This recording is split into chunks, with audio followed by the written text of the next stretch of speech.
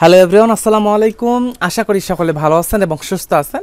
তো বন্ধুরা, বরাবরের মতো প্রতি শুক্রবারের নাও এবারের শুক্রবারের সাপ্তাহিক চাকরির ডাক পত্রিকা নিয়ে আপনাদের সাথে বিস্তারিত আলোচনা করার জন্য হাজির হয়েছি।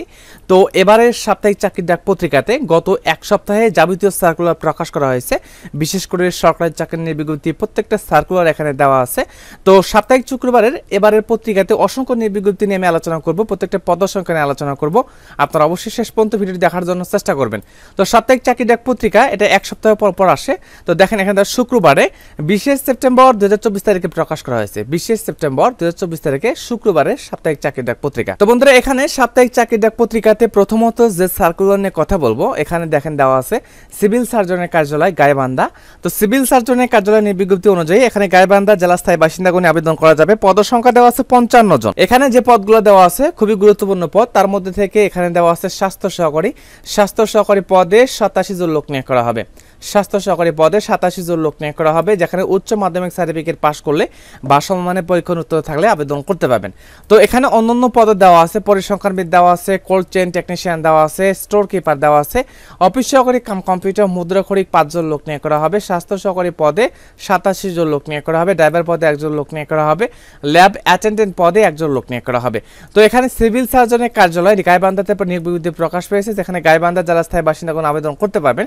এখানে কিন্তু সিভিল সার্জনের কার্যালয় কিন্তু প্রত্যেকটা জেলায় প্রকাশ করা হচ্ছে, অর্থাৎ গত যে জেলাগুলো হয়ে গেছে সেটা তো হয়ে গেছে। আর যারা এখনো সিভিল সার্জনের কার্যালয় যে জেলাগুলো এখনো পান নাই, অবশ্যই আমাদের চ্যানেলটি সাবস্ক্রাইব করে রাখবেন। নিত্য নতুন অর্থাৎ সিভিল সার্জন যে কোনো নিয়োগ বিজ্ঞপ্তি আসা মাত্র কিন্তু আমাদের চ্যানেলে আপলোড করা হবে। তো দেখেন তার পরবর্তী সার্কুলার আসেন, এখানে দেওয়া আছে বাংলাদেশ নৌবাহিনীতে চাকরি। এখন বাংলাদেশের নৌবাহিনীতে পদসংখ্যা এখানে দেওয়া আছে 460 জন লোক নিয়োগ করা হবে। তো নাবিক ও এমওডিসি নৌ ভর্তি 2025 ব্যাচ নিয়ে বিজ্ঞপ্তি প্রকাশ পেয়েছে। তো বাংলাদেশ নৌবাহিনীতে দেখেন এখানে যে পদগুলো দেওয়া আছে, এখানে দেওয়া আছে টপার, যেখানে 13 জন লোক নিয়োগ করা হবে, 8ম শ্রেণীর দেওয়া আছে। তারপরে স্টুয়ার্ড দেওয়া আছে 9 জন লোক নিয়োগ করা হবে। কুক দেওয়া আছে 28 জন লোক নিয়োগ করা হবে। এমওডিসি নৌ এখানে 8 জন লোক নিয়োগ করা হবে।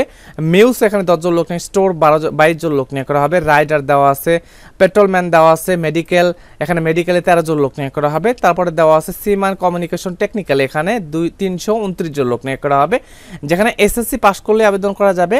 এখন এসএসসিতে 3.50 পেতে হবে, সর্বনিম্ন নিম্নোত্তর পয়েন্ট পেতে হবে 3.5 পয়েন্ট।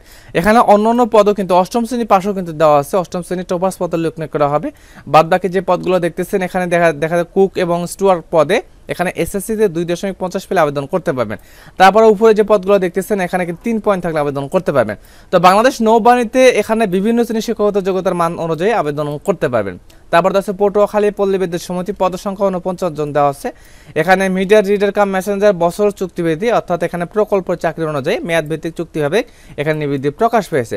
তারপর দেওয়া আছে চাঁদপুর পল্লী বিদ্যুৎ সমিতি, এখানে কিন্তু ওই একই সার্কুলার, অর্থাৎ এখানে কিন্তু প্রকল্প মেয়াদকালীন সার্কুলার প্রকাশ পেয়েছে। তারপর দেওয়া আছে বাংলাদেশ বিমান বাহিনীতে চাকরি, বাংলাদেশ বিমান বাহিনীতে অফিসার ক্যাডেট হিসেবে যোগ দিন। এখানে যাদের উচ্চতা শিক্ষকতা যোগ্যতা রয়েছে তারা সকলে আবেদন করতে পারেন। তারপর আছে প্রিজন বাংলাদেশ ফাউন্ডেশন, পদসংখ্যা দেওয়া আছে 200 জন, এখানে বিস্তারিত আবেদন করা যায়। ময়মনসিংহ পল্লী বিদ্যুৎ সমিতি 2, এখানে পদসংখ্যা 3 জন দেওয়া আছে, এখানে আবেদন করতে পারবেন। তারপর দেওয়া আছে সামরিক চিকিৎসা সার্ভিস মহাপরিদপ্তর, এখানে পদসংখ্যা দেওয়া আছে 49 জন, এখানে আপনারা আবেদন করতে পারবেন। তারপরে দেওয়া আছে টিএমএসএস হার্ট সেন্টার, পদসংখ্যা দেওয়া আছে 28 জন, এখানে বিস্তারিত আবেদন করা যাবে। তারপর দেওয়া আছে স্বাস্থ্য অধিদপ্তর, তারপর দেওয়া আছে লাওর ফতেপুর ব্যারিস্টার জাকির আহমেদ কলেজ, পদসংখ্যা 1টা দেওয়া আছে। অফিস সহকারী কাম কম্পিউটার অপারেটর 1 জন লোক নিয়োগ করা হবে। এইচএসসি পাস করলে আবেদন করা যাবে। বাংলাদেশ উন্নয়ন গবেষণা প্রতিষ্ঠান, এখানে নিবৃত্তি প্রকাশ পেয়েছে, বিস্তারিত থেকে আবেদন করতে পারবেন। তো সাপ্তাহিক চাকরির ডাক পত্রিকাতে এখানে প্রথম পেজ বলে দিলাম, তো সর্বশেষ পেজ বলে দিব। এখানে দেখা যাবে কোন কোন সার্কুলারগুলো প্রকাশ করা হয়েছে।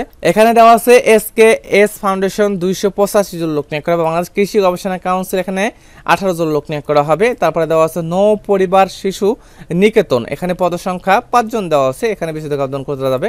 চাঁদপুর পল্লী বিদ্যুৎ সমিতি, এখানে 3 জন দেওয়া আছে, বিস্তারিত আবেদন করা যাবে।